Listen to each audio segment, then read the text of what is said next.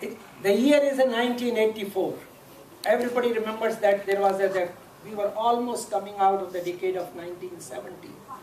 1970 was the decade that became, we call, tectonic shift in the Indian entrepreneurship. All of us who came in the 60s, remember during the 60s, we were just regarded as another sophisticated professionals coming on the shore of United States. It was only in the 70s that people, especially the people, when this genie of internet was coming out of the ancient bottle, then people recognized that there are some people who can really write nice algorithms and they can be really creative people. And what happens after that? It really creates the opening, the innovative chapter that has never happened in the life of Indians anywhere. We all know about Indians, that Indians have been exploring the world all over. But what Indians did in America is still a story that somebody has to really tell. Next, and the reason for that one is what we learned in our scriptures. I'm quite familiar with the things that some of you, those who have gray hairs, you have heard this thing called Sahase Sri Vasat. If there is we all know this fact very well, that Almighty Lord has endowed all of us with the creative energy. But as Swami Vivekananda used to say, 99.9% people never use it. That creative genius, that 99% people never use, it is only used by 0.0001 because they never understand what our Vedas and Scripture says. And next, and the translation of this for my Indians as well as my American friends, I always say, courage is currency. When we started Center for Entrepreneurship at my university in 1973, even president of my university said, what is this entrepreneurship thing is? I said, this is related to the creative genius. What is that? It is the one that really can bring the people from caves and bullock carts to this supersonic age. It is the same creative genius which can bring the people from designer jeans to the designer drugs. It is the same creative things that can really have all the miracles of technology that you see. You remember that when before Sam Pitroda went to India, he told me that there were only 2 million phones were there in India. That's all. The whole India has 2 million phones. Now there are 6 to 7 million cell phones are sold every month. That creative spread is really depends on the courage. Next, and this is also called in our scriptures, Udyogina Purusashinga Bupaita Lakshmi. The richness of the world automatically comes to your door when your industriousness really pervades. That's the most important. And for that one, you have to have one more thing. That is the next. And that next one is you have to have a global. This is a very popular slogan, you might have heard it. Lot of you remember when the Commonwealth Games were going on, and they were all talking about Vasudhaiva Kutumbakam Vasudhaiva. I was, a couple of years back, I was in Jaipur and I was talking. There was a minister of Rajasthan, industry minister. I said, do you know what it means? He said, what do you mean by it? Then I told him the whole verse. The whole verse says, I am a nij paro vete gadana laguchet sam. This is mine. That is yours. This is the narrow thinking. This is the proof of narrow thinking. What is a broad-minded thinking? The broad-minded is Udara Charita Nam Vasudhaiva Kutumbakam. The whole world is my family. When you have got, then you don't matter whether you have to live in Gujarat or Punjab or you want to live in Kenya or you want to live in Canada. Anywhere, wherever that is possibility that you can really try to do. And that's why there are more than 40 million Indians from all over the world that they are really using that Sahase Sri Vasate all over the world. And that's they are really doing. However, When Indians came, especially the Indians, they came to America, what they did next? Global footprints of Indian entrepreneurship. Since Thomas has given me limited time, I'm not going to talk all global these, but these are all pictures of all over the people. Next. Entrepreneurs, these are the three things these entrepreneurs did globally. Please remember, if there is anything special about it, this is so that you can see. If you are talking Dhirubhai Ambani in India, or you are talking about Vinod Khosla in Silicon Valley, or any one of them, that you will find these three things. Number one, next. The entrepreneurs always do the think unthinkable. Anybody can really talk about thinkable thing. Why it took? You remember from rotary telephone, black telephone, to BlackBerry, it took 200 years. 200 years. And look what, in 2007, Steve Jobs come there. Steve Jobs come and in 5 years he created new world. He created. Did you see that IG phone that in 3 days he sold 4 million phones? Now that is about because you got to think unthinkable. That's what all entrepreneurs do. And it's not only Steve Jobs. You go in whatever the field that you can come across. You can be a guy, little kid, what was his name, Sai something from California, the guy who created Zeppo. Remember when he tried to create it? He's selling millions and millions of shoes online. Online. So the question is, it is a whatever, or maybe a somebody guy that who is producing Nirma in somewhere in Gujarat, and he is really giving a run for the money for Lever Brothers and P&G. So the most important thing is, if entrepreneurs always do. Next, second thing, reach the unreachable. Because reachable things are common, people do it, bureaucrats do it, anybody can do it, managers do it. Entrepreneurs don't try to reach the reachable. They always try to go for unreachable things. And the last and probably the most important next, dream the impossible. When somebody asks the Einstein, very important, Professor Einstein, you have given so much these ideas, E equal to mc square and all that. What book I should read? One book I should read. And he thought about it. He said, young man, you can read all the books, but let me tell you what is the most important thing in the life. He said, imagination is far more powerful than all the knowledge you can have. If you cannot dream, you can't make it happen. They are all dreamers.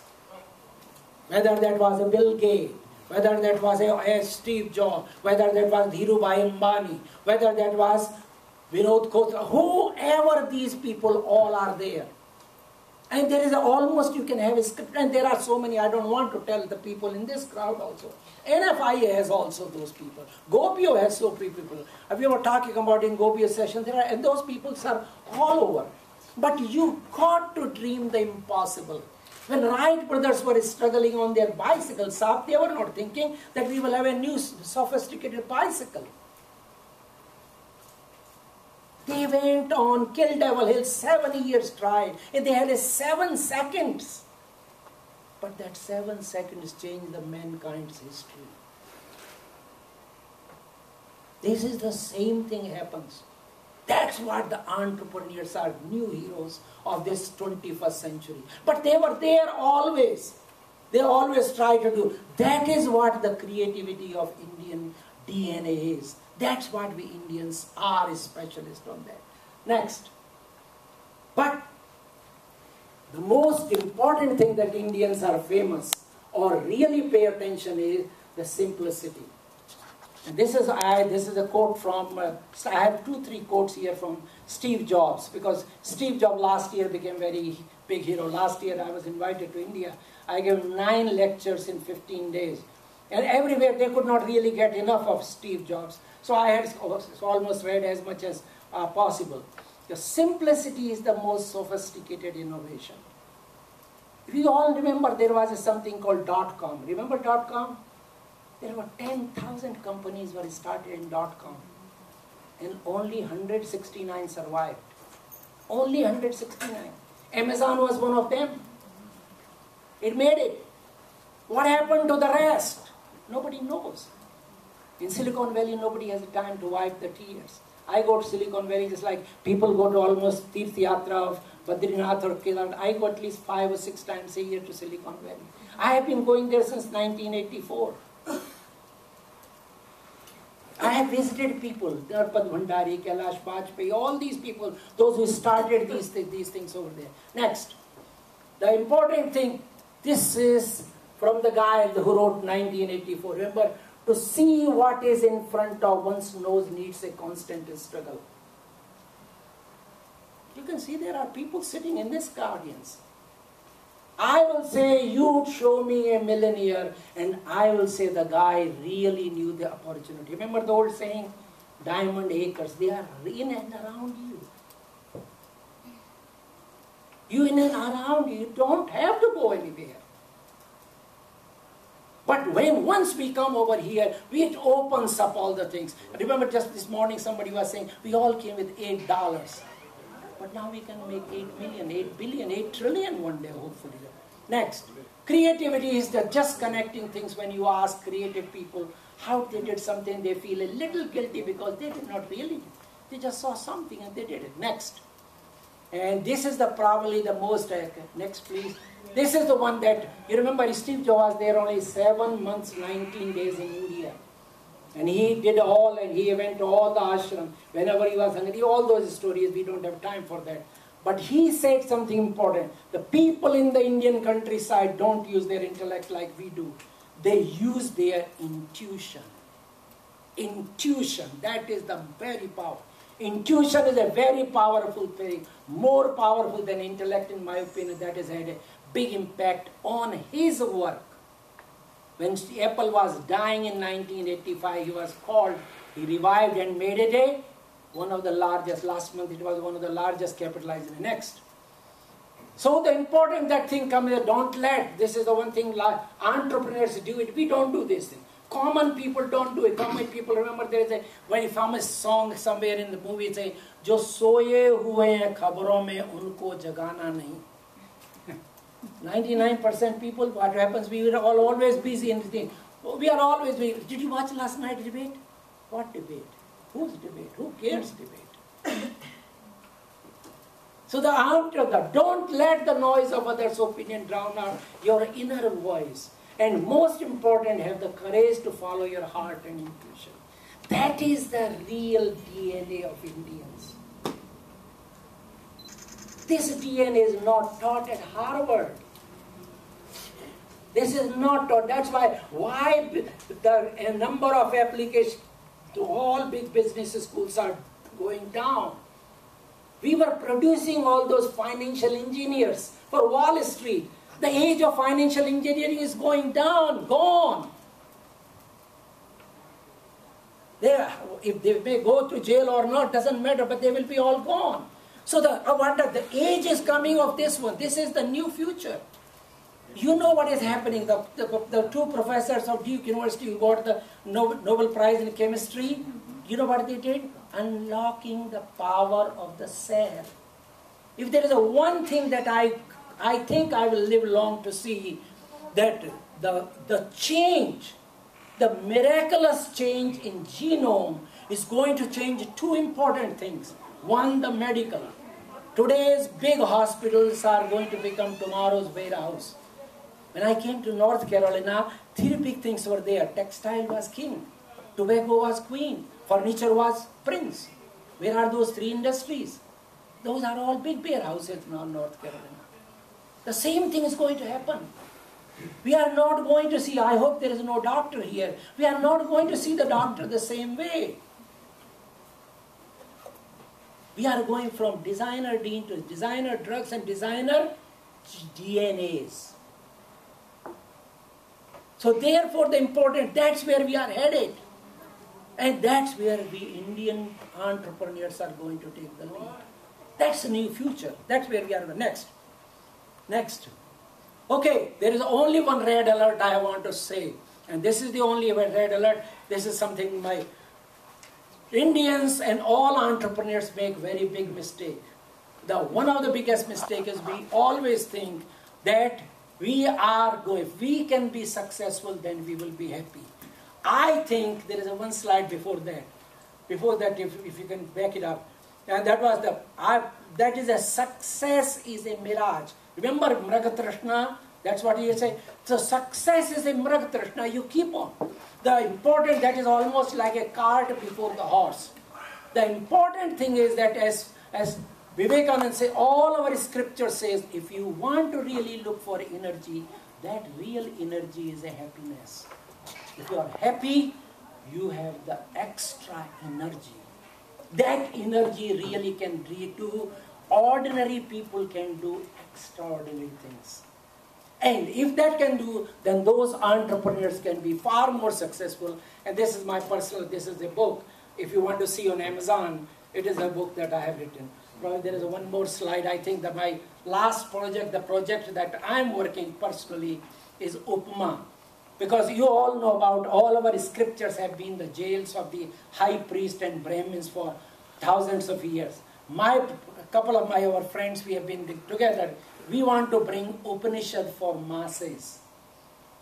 Our objective is that hopefully in the next few years, whether you are sitting in Algeria or Albuquerque or Arizona, if you click on the computer and you want to see about Hitopadesh, or you want to see Ishavashi, Gandhiji used to say, Ishavashim idam sarvam yat kincha gatyam jagat. People are, this saffronization of America says, there is nothing wrong in making money.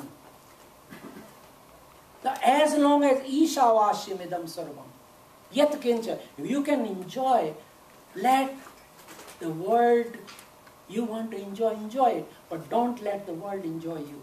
Enjoy the food, but don't let the food enjoy you. Enjoy the drink, but don't let the drink enjoy you. As long as you can do that, I think you can have a successful. And that's what is the Upanishad bringing for the masses.